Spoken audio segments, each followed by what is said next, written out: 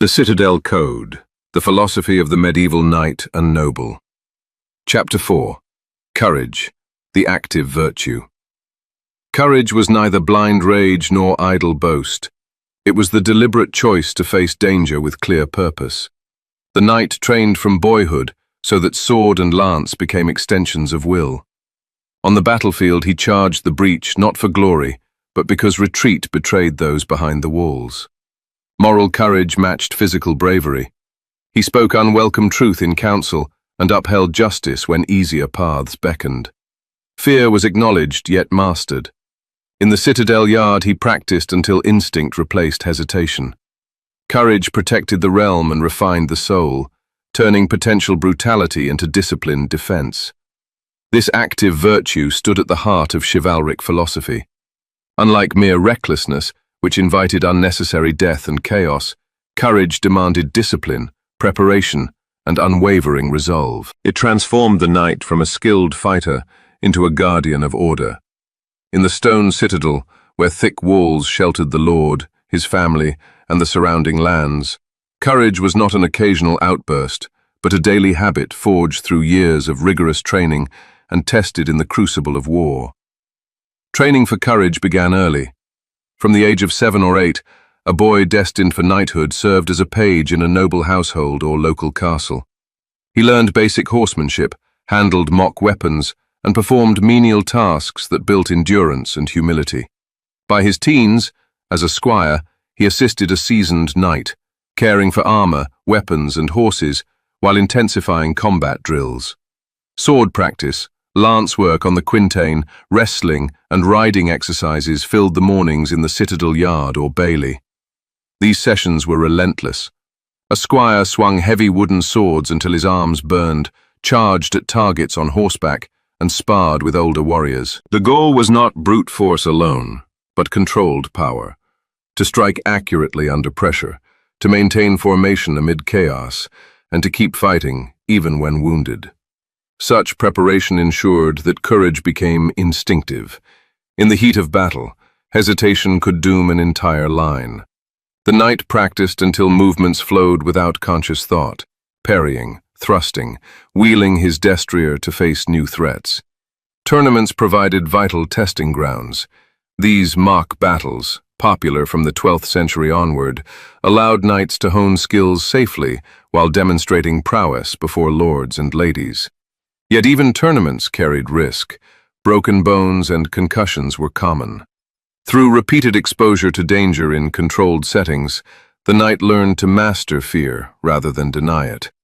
On the battlefield, physical courage revealed itself in decisive action. When enemies breached the outer defenses or assaulted the citadel walls, the knight did not shrink back. He charged the gap because retreat would abandon the weak sheltered inside, women, children, peasants, and the lord's household. Historical examples abound of this spirit. William Marshall, often hailed as the greatest knight of the age, repeatedly demonstrated calculated bravery. In one early exploit, he protected Queen Eleanor of Aquitaine during an ambush, fighting fiercely despite his horse being killed and suffering serious wounds. Later, defending King Henry II against his own son Richard, the future Lionheart, Marshall charged directly at Richard but deliberately struck only the prince's horse, sparing the man while fulfilling his duty. Even in old age, Marshall broke into a castle single-handedly to capture a key enemy leader.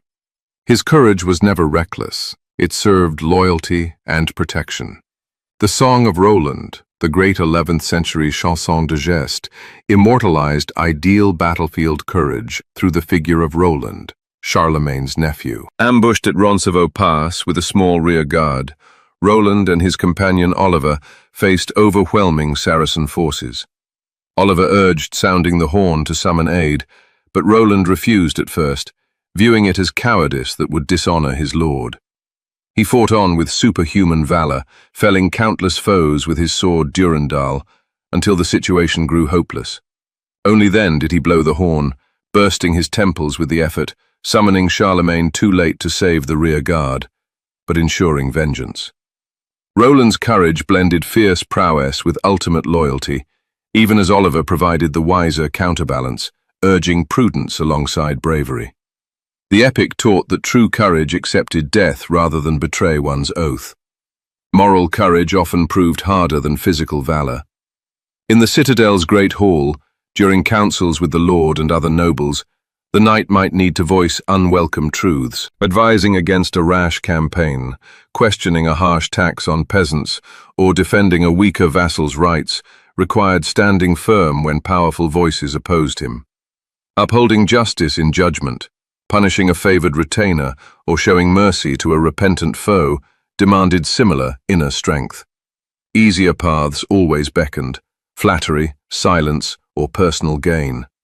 Moral courage rejected them, recognizing that compromising virtue eroded the very order the knight was sworn to defend. Fear was never absent. Medieval battles were horrific, arrows darkening the sky, the crash of lances, the screams of wounded men and horses, the stench of blood and smoke. A knight might feel terror clawing at his gut as he lowered his visor and spurred forward. Yet courage meant acknowledging that fear and mastering it through faith, training, and duty. Piety reinforced this mastery. Before battle, the knight attended Mass in the Citadel chapel, offering his sword at the altar and praying for strength. He saw himself as Miles Christie, a soldier of Christ, whose courage served divine justice against chaos and unbelief. This spiritual anchor steadied him when human limits pressed hardest. Courage also manifested in endurance during sieges. When an enemy army encircled the citadel, cutting off supplies, the knight rationed food, maintained watches on the battlements, and led sorties to disrupt besiegers. Long nights on the walls, exposed to rain and enemy fire, tested resolve as surely as any charge. He encouraged the garrison with steady words, his deep, resonant voice carrying over the stone. Defeat might come, but surrender without exhausting every honorable option betrayed those inside. The philosophy distinguished courage from foolhardiness. Reckless charges that wasted lives or abandoned positions served no one. Prudence, another knightly virtue, guided courage, assessing risks, conserving strength, and striking when the moment favored victory or necessary defense. Temperance prevented courage from descending into pride. After a successful defense or tournament win, the knight gave thanks in chapel rather than boasting in the hall, remembering that skill and fortune both came from God. In daily citadel life, courage appeared in quieter forms. Training squires demanded patience and firmness. A knight corrected errors sternly, yet encouraged growth, knowing his charges would one day face real battle. Overseeing estate defenses, repairing walls, stocking stores, organizing patrols, required steady commitment even in peacetime. When famine or plague struck the lands, courage meant riding out to organize relief or confront bandits, placing himself at risk to protect the vulnerable. Ultimately, courage refined the soul. It elevated the knight above the common mercenary who fought for coin alone. Raw strength without courage led to tyranny or cowardice under pressure. Courage without virtue became brutality. Disciplined by honor, loyalty, piety, and justice, courage turned the warrior into a pillar of the realm. It protected the citadel not merely with steel, but with moral example. Young squires watching their lord charge into danger or speak truth in council absorbed the lesson. True manhood faced peril for a higher cause. Across medieval Europe, this active virtue sustained feudal society. Whether Norman knights in England, French paladins in the Crusades, or Iberian warriors against Moorish forces, courage, physical and moral, held the line against invasion and internal disorder. It inspired literature, from the Song of Roland to Arthurian tales, and lived in the deeds of men like William Marshall, who rose from tournament champion to regent through consistent valor and loyalty.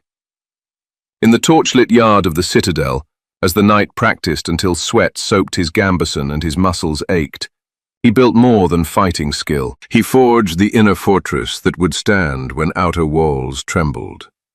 Courage, rightly understood and lived, ensured that strength served order, faith, and the common good, rather than self or chaos. It was the active virtue that made the medieval knight and noble worthy of his spurs and the trust placed in him by God and Lord.